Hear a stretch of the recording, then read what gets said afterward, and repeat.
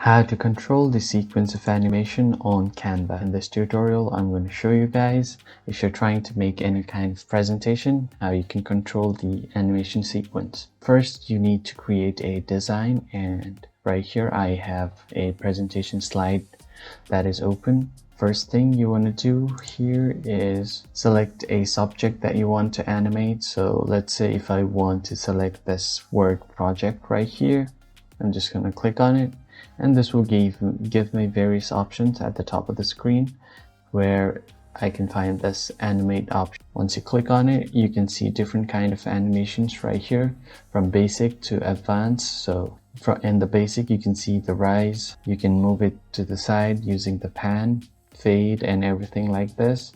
So you can choose wipe and other animations on here. For example, as if you're writing, or other characters right here, like you can make it tumble, neon, or scrapbook, and you can add motion effects like rotate, flicker, pulse.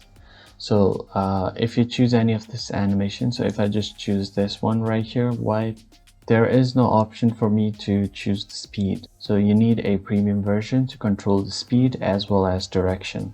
I don't have the premium version now, so if I want to move it from left to right like this, what I will do is create my own animation.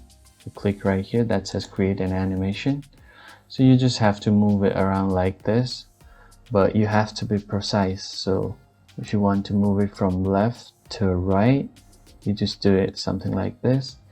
And here you will get an option to adjust your speed, so I can make it as fast as I want or as slow as I want. And you can even add different kind of motion effects and choose other stuffs like your moment style, make it smooth or steady. So once you do this, you just click on done, and you can control your own animation like this.